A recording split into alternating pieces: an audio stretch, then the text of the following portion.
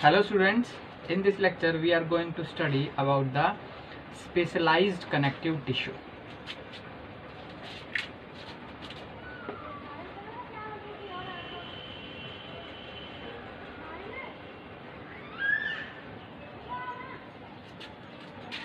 Specialised connective tissue, ये मैंने आपको बताया था। इसमें तीन तरह के डिफरेंट टिश्यू है जो हमें देखने हैं: बोन, मैट्रिक्स, बोन, कार्टिलेज और ब्लड।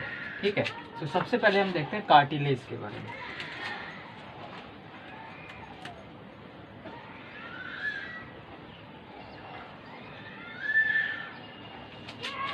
जो कार्टिलेज है वो क्या होता है, देखो कार्टिलेज और बोन मैंने आपको बताया था ये स्केलेटल टिश्यू है। इनका जो मैट्रिक्स होता है ना वो हार्ड होता है, ठीक है, सॉलिड होता है। मैट्रिक्स जो है वो सॉलिड है, ठीक है। लेकिन इसका जो कार्टिलेज का जो मैट्रिक्स है वो थोड़ा सा फ्लेक्सिबल होता है, प्लीएबल होता है। प्लीएबल वर्ड भी हम यूज करते हैं।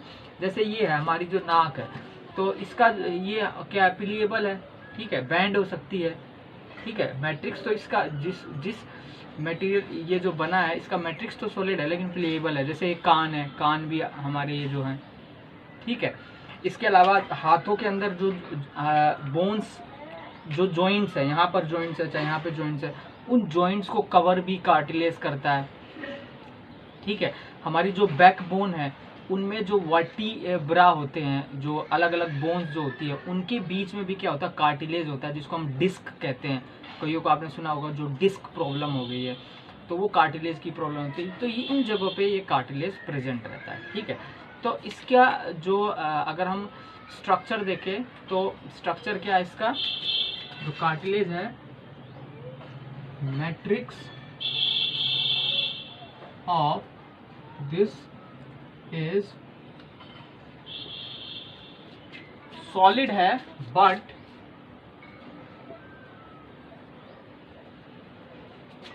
प्लीएबल भी है, ठीक है, फ्लेक्सिबल होता है थोड़ा ये। और इसकी जो सेल्स हैं जिसको हम कहते हैं कोंड्रोसाइट, ये जो कार्टिलेज की जो सेल्स होती हैं वो होती हैं, सेल्स का नाम क्या है, सेल्स का नाम है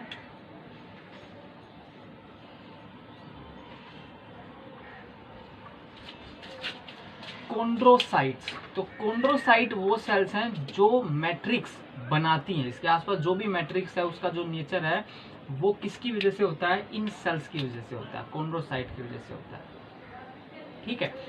जब एम्ब्रियोनिक स्टेज जब होती है तो एम्ब्रियोनिक स्टेज पे क्या होता है, जो कार्टिलेज जो है वो प्रेजेंट रहता है। लेकिन जैसे जैसे अडल्ट में हम जब ट्रांसफॉर्म होते जाते हैं तो उस समय जो कार्टिलेज है, many of the cartilage convert और रिप्लेस्ड बाय द बोन्स।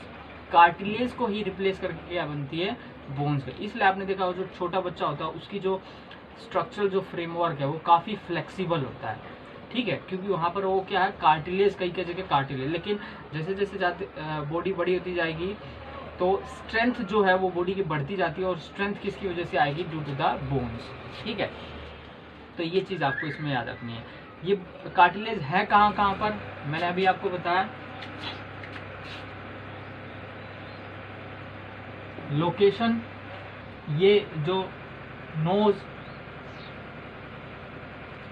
में, ठीक है, जो हमारा ये पिन्ना है, ठीक है, ईयर का पिन्ना, ठीक है, इसमें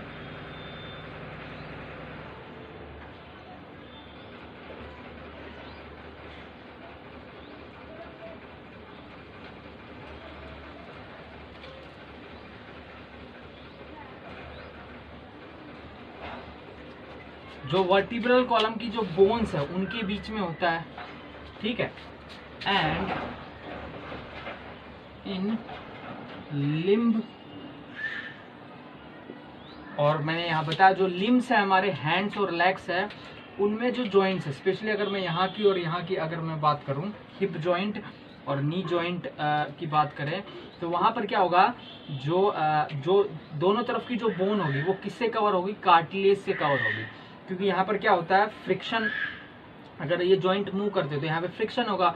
तो फ्रिक्शन के लिए अगर हार्ड चीज दोनों आपस में वो क्या करेंगी, अगर फ्रिक्शन करती है तो वो ज़्यादा जल्दी घिस जाएंगे, इसलिए उसके ऊपर क्या होता है, एक सॉफ्ट कार्टिलेज होता है, ताकि वो अच्छे से जो फ्रिक्शन लेस मूवमेंट अलाउ हो सके। यहाँ पर एक फ्लूइड भी होता है जो और क्या करता है, लुब्रिकेशन का काम करता है, जो कि फ्रिक्शन को बहुत कम करता है। ठीक है, तो this is the about the cartilage. Okay, next जो है बोन। अब जो बोन्स है वो मैंने अभी आपको बताया कार्टिलेज को रिप्लेस करके ही बनती है। उसमें क्या होता है,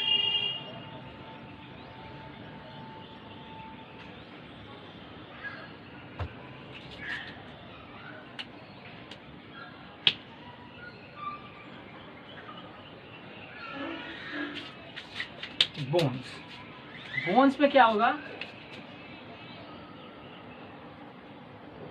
matrix of bone is hard. कैसा होता है, हार्ड होता है, due to rich in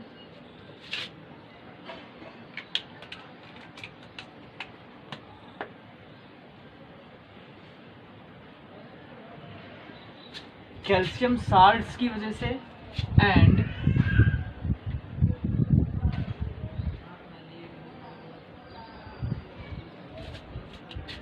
collagen fibres की वजह से।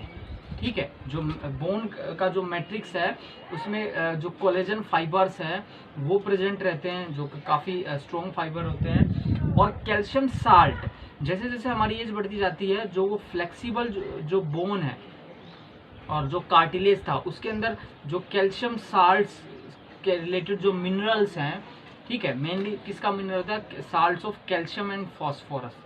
कैल्शियम और फॉस्फोरस से मिलकर जो साल्ट बनता है वो ज़्यादातर हमारी बोन्स में क्या होता है, एक्यूमुलेट होता रहता है, जिसकी वजह से बोन जो है वो काफ़ी हार्ड हो जाती है, काफ़ी स्ट्रॉन्ग हो जाती है एंड नॉन प्लीएबल होती है, नॉन फ्लेक्सिबल होती है। आप बोन को बेंड नहीं कर सकते।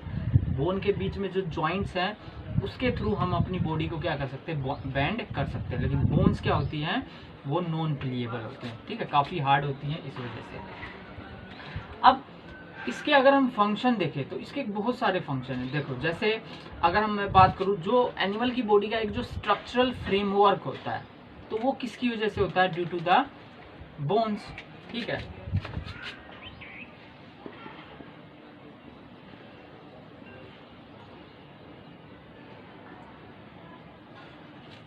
Structural framework. ठीक है, इसके अलावा मूवमेंट के लिए किसका हम यूज करते हैं, बोन्स। बोन्स हेल्प करती हैं। जो मसल्स हैं, जो स्केलेटल मसल्स है, देखो एक्चुअली जो मूवमेंट के लिए जो फोर्स जनरेट करती हैं वो करती हैं मसल्स। ठीक है, लेकिन उस फोर्स को बियर करने के लिए एक सॉलिड जो सपोर्ट की रिक्वायरमेंट होती है वो काम होता है बोन्स का। तो जो स्केलेटल मसल किससे अटैच रहती है, बोन से, ताकि क्या हो सके, मूवमेंट हो सके। खाली जो मसल्स हो तो उसका कोई बेनिफिट नहीं है, उससे जो मूवमेंट है वो नहीं हो पाएगी। ओके, तो उसके लिए जो हमारा जो लोकोमोटरी जो मूवमेंट है उसके लिए जो बोन है वो उसमें हेल्प करता है। ठीक है, इसके अलावा जो हमारी पूरी बॉडी का जो वेट है, जिस तरह हमारे टांगों के ऊपर है पूरी बॉडी का वेट, तो ये जो बोन्स है ये क्या कर रही है, हमारी बॉडी के वेट को बियर भी कर रहे हैं। ठीक है, तो बॉडी वेट बियरिंग का होता है। ओके, इसके अलावा हमारी बॉडी में कई ऐसे, मतलब एनिमल्स की बॉडी में कई ऐसे ऑर्गन्स होते हैं जो कि काफ़ी सॉफ्ट होते हैं, उनको प्रोटेक्ट करना काफ़ी ज़रूरी, काफ़ी सॉफ्ट भी है, ऊपर से बहुत ज़्यादा इंपॉर्टेंट भी है। जैसे अगर हम बात करें हमारे नर्वस सिस्टम की बात करें, सेंट्रल नर्वस सिस्टम की बात करें, तो आपको पता है जो ब्रेन है और स्पाइनल कोड है वो एक जो ब्रेन है वो किस में है, एक बोनी बॉक्स होता है जिसको हम क्रेनियम कहते हैं। ठीक है, इसमें प्रोटेक्टेड है। फिर जो हमारी स्पाइनल कोड है वो किसके अंदर प्रोटेक्टेड है, हमारे वर्टिब्रल कॉलम रीढ़ की हड्डी में प्रोटेक्टेड है। इसी तरह जो हमारा हार्ट है वो किस में प्रोटेक्टेड है, चेस्ट कैविटी में प्रोटेक्टेड है। ठीक है, तो इसका फंक्शन क्या हो गया, प्रोटेक्शन ऑफ, प्रोटेक्शन है किससे, protection of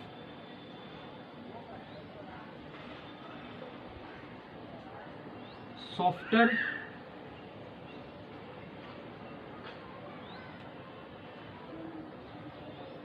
tissue organ like brain, heart, lungs,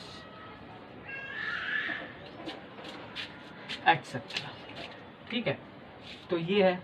इसके अलावा मैंने बॉडी वेट बेयरिंग का भी आपको बताया, ठीक है, लोकोमोशन में भी बताया। तो ये बहुत सारे क्या है बोन के फंक्शन है। अब इसके अलावा एक और इम्पोर्टेंट फंक्शन है, बोन्स जो होती है, स्पेशली अगर हम फ्लैट बोन्स की बात करें, ठीक है, जिस तरह हम अडल्ट्स में क्या होता है, जो ब्लड सेल्स होती हैं, आरबीसी, डब्ल्यूबीसी और प्लेटलेट्स, तो इनका जो प्रोडक्शन है वो एक टिश्यू होता है जिसको हम कहते हैं बोन मैरो। बोन मैरो आपने सुना हुआ है। वो जो बोन मैरो है वो बोन्स के अंदर, जो बोन्स के अंदर कैविटीज जो होती है उसके अंदर प्रेजेंट रहता है, इसलिए उसको हम कहते हैं बोन मैरो। तो बोन मैरो जो है is the site of production of blood sales. तो वो भी कहाँ पर है, बोन्स के अंदर ही है। ठीक है, जो फ्लैट बोन्स होते हैं, स्पेशली अगर हम बात करें तो जिस तरह अगर हम बात करें, यहाँ पर हमारी एक चेस्ट बोन है जिसको हम कहते हैं स्टर्नम, ठीक है, हिप साइड पर हो गया हमारा, ठीक है, वर्टिब्रल कॉलम हो गया, ठीक है, क्रेनियम का जो हो गया। तो यहाँ पर जो है वो क्या है, साइट ऑफ प्रोडक्शन ऑफ। तो जो बोन मैरो है, बोन मैरो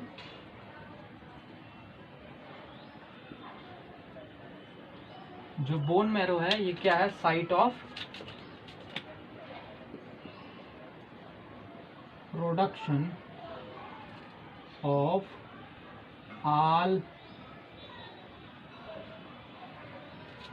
जितनी भी ब्लड सेल्स होती है वो सारी यहीं प्रोड्यूस होती है बोन मैरो में। ठीक है, नेक्स्ट जो टॉपिक है, हाँ, इसमें एक चीज और मैं बता दूं सेल्स के बारे में। जो सेल्स, जो बोन की जो सेल्स है उसको हम कहते हैं ओस्टियोसाइट।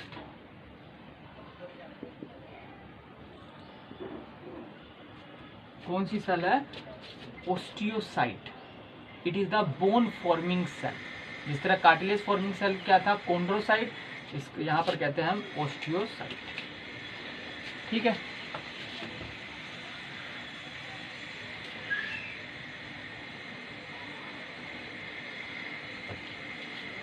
नेक्स्ट जो है दैट इज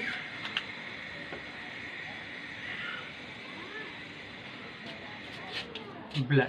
अगर हम ब्लड की बात करें तो देखो, ब्लड के जो कंपोनेंट्स है ना ब्लड के अंदर, उसको हम दो कैटेगरी में डिवाइड करते हैं।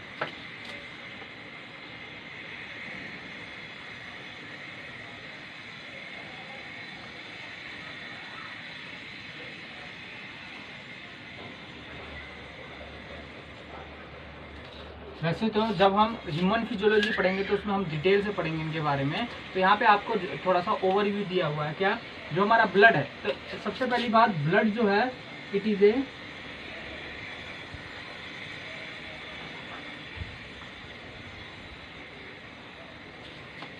Fluid connective tissue. ब्लड कैसा टिश्यू है, फ्लूइड कनेक्टिव टिश्यू है। ठीक है, क्योंकि इसका जो मैट्रिक्स है वो किस फॉर्म में होता है, लिक्विड फॉर्म में होता है, फ्लूइड फॉर्म, इसलिए इसको हम कहते हैं फ्लूइड कनेक्टिव टिश्यू। फिर उसके अंदर सेल्स क्या करती हैं, प्रेजेंट रहती है। तो उसका जो मैट्रिक्स है उसको हम क्या कहते हैं, प्लाज्मा।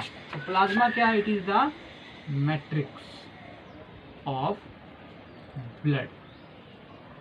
और पूरे ब्लड का अप्रोक्सीमेट 55% प्लाज्मा होता है और 45% जो है वो फॉर्म्ड एलिमेंट्स क्या है, these are the all the type of blood sales.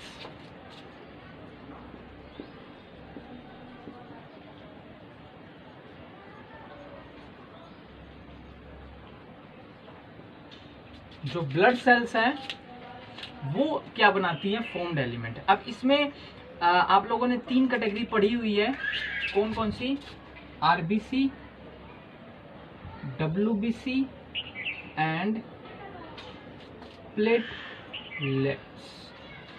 RBC आपको पता है, रेड ब्लड सेल्स, या इसको हम अरिथ्रोसाइट्स भी कहते हैं। ठीक है, जो डब्ल्यूबीसी है, WBC actually are the group of cells जिनको हम ल्यूकोसाइट्स कहते हैं, कलरलेस सेल्स। ठीक है, तो इसके अंदर 5 डिफरेंट तरह की सेल्स होती है, जिसके बारे में हम डिटेल से ह्यूमन फिजियोलॉजी में है आपको उसमें देखेंगे। और फिर है platelets. Actually platelets are not the cells, these are the fragments of the cell. एक सेल बनती है जिसका कहते हैं मेगा कैरियोसाइट। ह्यूमन फिजियोलॉजी में जहां पे हम बात करेंगे उस सेल के फ्रेगमेंट्स होते हैं, उसको हम कहते हैं प्लेटलेट्स। ठीक है, अब इनका फंक्शन आपको पता है। अगर मैं ब्लड का ओवरऑल फंक्शन करूं तो आरबीसी क्या करता है, जो हमारी रेस्पिरेटरी गैसेज है ऑक्सीजन एंड कार्बन डाइऑक्साइड, उनका ट्रांसपोर्ट करता है। ऑक्सीजन का जो ट्रांसपोर्ट है वो हमारे लंग से पूरे टिश्यू के अंदर, ठीक है, और कार्बन डाइऑक्साइड का जो ट्रांसपोर्ट है पूरे टिश्यू से लंग्स के अंदर, अपोजिट ट्रांसपोर्ट होता है। ठीक है, WBC की अगर हम बात करें तो these WBC help the animal to protect from the harmful microorganism, pathogens जिसको हम कहते हैं, तो वहाँ इसका रोल है। ठीक है, इसके अलावा जितने भी न्यूट्रिएंट्स है हमारी बॉडी में, जो न्यूट्रिएंट्स है वो एक्चुअली ब्लड में ही होते हैं, और ब्लड के ही जो है वो सारा जो न्यूट्रिएंट है टिश्यू के पास, टिश्यू के सेल्स के पास, वो ब्लड के थ्रू ही पहुंचता है, तो न्यूट्रिएंट एक्सचेंज में भी हेल्प कर रहे हैं। ठीक है, जो वेस्ट है हमारी बॉडी का, एक्चुअली जो किडनी, आपको पता है किडनी जो है वो हमारे बॉडी के वेस्ट को जो है वो यूरिन की फॉर्म में क्या कर देती है, लेकिन हर टिश्यू से वेस्ट को कलेक्ट करना वो किसका काम है, ब्लड का ही है, और वो फाइनली किसको दे देगी, किडनी को दे देगी। ओके, तो ये काम हो गया। प्लेटलेट्स का काम क्या है, ब्लड क्लॉटिंग। तो these are the functions of blood. ठीक है, सिंपल है, जो इनका इंडिविजुअल फंक्शन है वो एक ओवरऑल ब्लड का भी क्या होगा, फंक्शन होगा। ओके, तो this is about the connective tissue. Next जो हम टिश्यू देखेंगे that is the muscular tissue.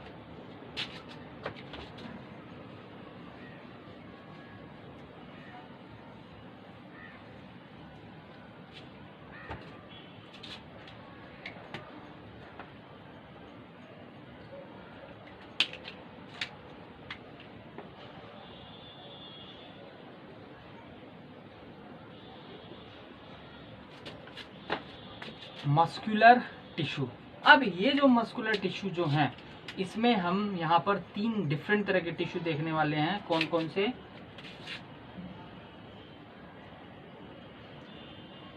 Skeletal muscles,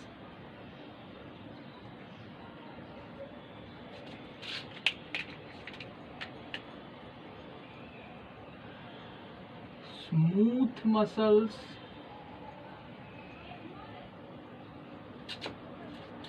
और the last one is cardiac muscles।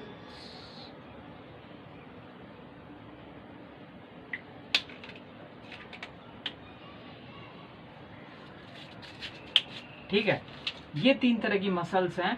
अब इन मसल्स को कैसे आपको स्टडी करना है, सिंपल है। देखो हम क्या देखेंगे, एक इनका माइक्रोस्कोपिक फीचर देखेंगे कि माइक्रोस्कोप में अगर मैं स्केलेटल मसल को आपको दिखाऊं तो वो कैसे दिखेगी, स्मूथ मसल को दिखाऊं तो कैसे दिखेगी। ठीक है, इनका फिर लोकेशन देखेंगे, बॉडी, एनिमल बॉडी के अंदर इनका जो लोकेशन है वो कहाँ कहाँ पर है और उनका फंक्शन क्या है। ठीक है, सिंपल है।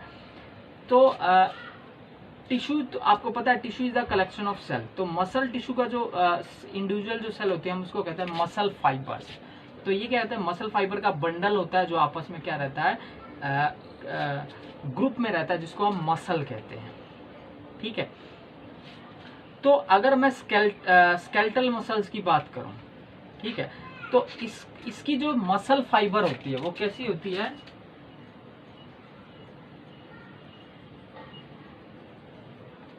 सिलिंड्रिकल होती है। मसल फाइबर सिलिंड्रिकल,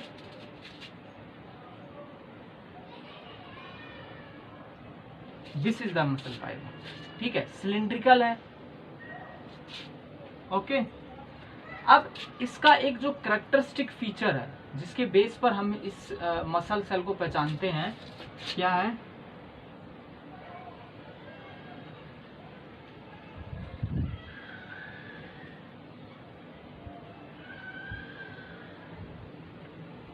ये इसके अंदर हमें स्ट्रिप्स दिखाई देंगी। ठीक है, बैंड्स दिखाई देंगे। देखो ये जो मैंने ब्लैक से दिखाया, दिस इज द डार्क है लुक में, और इसके जस्ट साइड में क्या है, लाइट बैंड है। तो जो स्केलेटल मसल्स की जो फाइबर होती है उनके अंदर एक लाइट बैंड, डार्क बैंड, मतलब एक पैटर्न होता है, बेंडिंग पैटर्न होता है, ठीक है, जिसकी वजह से इनको हम क्या कहते हैं, स्ट्रिएटेड मसल्स। तो इन मसल्स को हम दूसरा नाम भी देते हैं स्ट्रिएटेड मसल। स्ट्रिएटेड मसल्स क्यों कहा, क्योंकि इसकी जो मसल फाइबर है क्या कैसी होती है, स्ट्रिएटेड होती है, ठीक है। ये है लाइट बैंड और ये है डार्क बैंड, इसकी वजह से इसको स्ट्रिएटेड कहते हैं, ठीक है। और इस सेल के अंदर हमें एक से ज्यादा न्यूक्लियस देखने को मिलते हैं। तो ये जो सेल्स होती है इसकी कैसी होती है, मल्टी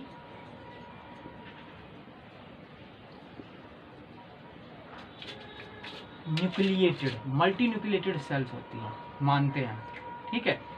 तो मल्टी न्यूक्लिएटेड सेल है और सिलिंड्रिकल है और अनब्रांच्ड होती है। सेल्स ऐसा नहीं है कि ब्रांचिंग पैटर्न शो करिए, अनब्रांच होती है, ठीक है। तो ये तो था इसका माइक्रोस्कोपिक स्ट्रक्चर के बारे में, ठीक है। अगर इसकी लोकेशन देखें तो ये कहाँ कहाँ प्रेजेंट है, ये हमारा जो स्केलेटल मसल्स, इसको हम क्यों कह रहे हैं, क्योंकि जो हमारे बॉडी का जो स्केलेटन है उस स्केलेटन से ये मसल्स अटैच रहती हैं, इसलिए हमने इसको क्या कह दिया, स्केलेटल मसल्स, ठीक है। और इनका जो कंट्रोल है, हमारा एक्चुअली जो नर्वस सिस्टम है, हमारा नर्वस सिस्टम इन मसल्स को कंट्रोल करता है, लेकिन इनका जो मूवमेंट है स्केलेटल मसल का वो हमारे विश में है। अब मेरी मर्जी है कि मैं लिखूं या ना लिखूं, मतलब जो मेरे हाथ की मसल्स है इनका जो मूवमेंट है वो मेरे कंट्रोल में है। पैरों की जो मसल्स है उसका कंट्रोल मेरे, अब मुझे चलना है तो मैं चलूंगा, मुझे भागना है तो मैं भागूंगा, मुझे बैठना है तो मैं बैठ जाऊंगा। तो यानी कि जो स्केलेटल मसल्स है वो उसका जो मूवमेंट का कंट्रोल है वो हमारे विश में होता है, ठीक है। इसलिए हम इन मसल्स को वॉल्यूंटरी मसल्स भी कहते हैं। इनका जो कंट्रोल है, मूवमेंट का जो कंट्रोल है वो क्या है, वॉल्यूंटरी है, इसलिए हम इनको क्या कहते हैं, वॉल्यूंटरी मसल्स, ठीक है। तो ये था इसका फंक्शन, मैंने आपको बता दिया, लोकेशन मैंने आपको बता दिया, माइक्रोस्कोपिक फीचर हो गया। अब इसको कंपेयर करते हैं स्मूथ मसल से। स्मूथ मसल जो होती है वो भी कैसी होती है, अनब्रांच होगी, लेकिन उसकी जो शेप है वो थोड़ी सी डिफरेंट होती है।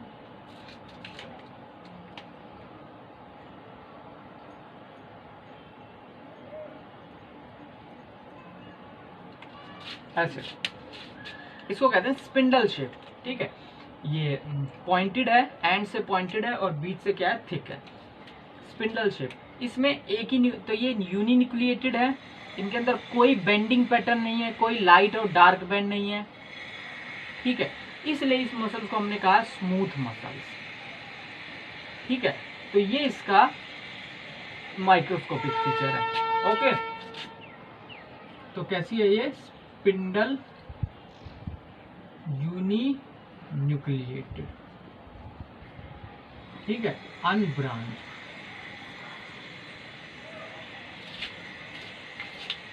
अब इसका लोकेशन अगर हम देखें तो जो हमारे बॉडी के इंटरनल ऑर्गन्स हैं, ठीक है, जैसे हमारा डाइजेस्टिव सिस्टम है, ठीक है, इसके अलावा जो हमारा यूरिनरी जो सिस्टम है, ओके, इसके अलावा जो हमारी ब्लड वेसल्स है, तो उनमें जो मसल्स होती है वो होती है स्मूथ मसल्स, ठीक है। ब्लड वेसल्स में जो आर्टरी और वेन में जो मसल्स होती है वो स्मूथ मसल होती है।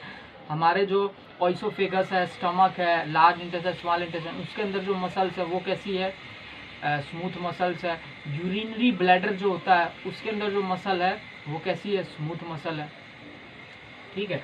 तो ये क्या है यहाँ पर, ये सारी मसल फंक्शन तो मूवमेंट ही है, लेकिन इसका जो मूवमेंट है हमारे कंट्रोल में नहीं है। अगर एक बार हमने खाना खा लिया, वो हमारे यूसोफेगस में पहुंच गया, तो उसका जो मूवमेंट है वो हमारे कंट्रोल में नहीं होता, वो हमारे डायरेक्ट कंट्रोल में नहीं है, मतलब हमारे विश में नहीं है, जो हमारी विश होती है उसके अंदर नहीं है।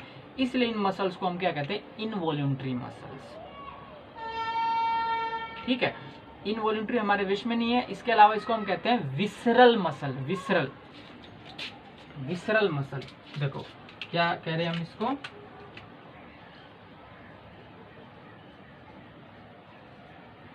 विसरल, VISCER, विसरा। देखो विसरल जो वर्ड है वो विसरा, विसरा का मतलब होता है इंटरनल ऑर्गन्स। तो इंटरनल ऑर्गन्स में जो मसल्स है, विसरा में जो मसल्स है वो कौन सी मसल्स है? Smooth muscles. ठीक है, ये हो गया। फिर नेक्स्ट आते हैं cardiac muscle. These are the very much specialized muscles. ठीक है, और these are the non fatigue muscles. देखो फैटिग क्या होती है? देखो होता है जो मूवमेंट जो है मसल्स का वो कितने समय तक चलेगा। अब मैं ज़्यादा समय तक लिख नहीं सकता, मैं ज़्यादा समय तक बोल नहीं सकता, क्योंकि मसल्स क्या हो जाती है? टायर्ड हो जाती हैं, फैटिग हो जाती हैं।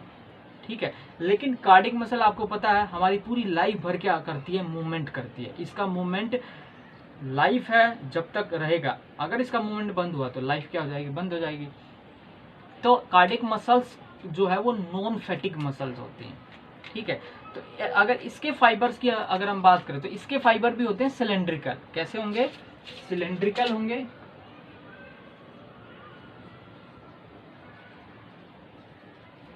सिलेंड्रिकल होते हैं, स्ट्रिएटेड होते हैं।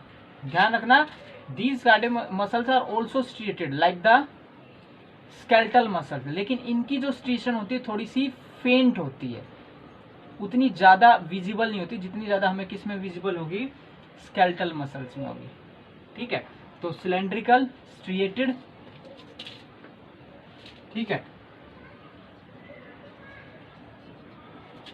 और यहां जो मसल फाइबर्स होती है वो होती हैं ब्रांच्ड। ठीक है, इन दोनों में थी अनब्रांच, लेकिन इसमें कैसी है? ब्रांच्ड। अब इस ब्रांच्ड का क्या इस जो मसल एक्चुअली मैं बना देता हूं।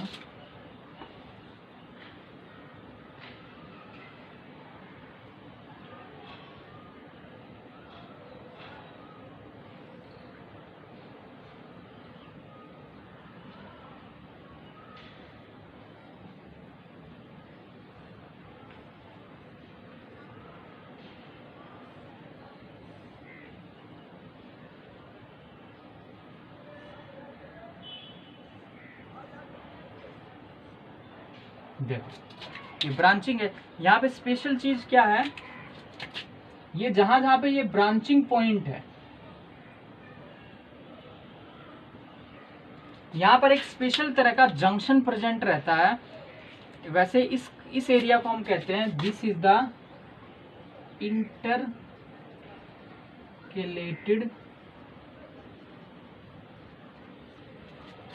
डिस्क। ये जो मसल फाइबर है, ये जो जहां जहां ब्रांचिंग है वहां पर क्या होती है? इंटरकेलेटेड डिस्क। और इस डिस्क में एक स्पेशल तरह का जंक्शन होता है जिसको हम कहते हैं gap junction.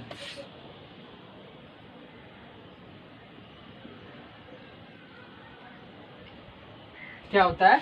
Gap junction. Gap junction क्या करते हैं? Gap junction allow freely movement of ion from one cell to another cell. Actually gap junction are the direct cytoplasmic space between the two cells. तो gap junction ऐसे junction है जो एक cell के अंदर जो कुछ पार्टिकल्स हैं वो दूसरे सेल में डायरेक्टली जा सकते हैं विदाउट क्रॉसिंग सेल मेम्ब्रेन। ठीक है, तो वो स्पेशलाइज्ड प्रोटीन होते हैं जो वो दोनों तरफ प्रेजेंट होते हैं, जो कि इसका काम करते हैं, मूवमेंट के लिए हेल्प करते हैं।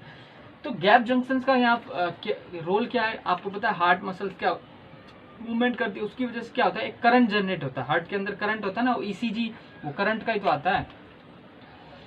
तो वो जो करंट है वो किसकी वजह से होगा? आयंस की वजह से ही होगा। ठीक है, तो वो जो आयंस है वो एक हार्ट मसल सेल से दूसरे हार्ट मसल सेल में जाते हैं। आपको पता है जो मसल है, जो हार्ट है, हार्ट में 4 चैम्बर होते हैं, 2 ऊपर होते हैं, 2 नीचे होते हैं, एट्रियम और वेंट्रिकल्स। तो आपको पता है एट्रियम एक साथ कॉन्ट्रैक्ट होते हैं, वेंट्रिकल एक साथ कॉन्ट्रैक्ट होते हैं।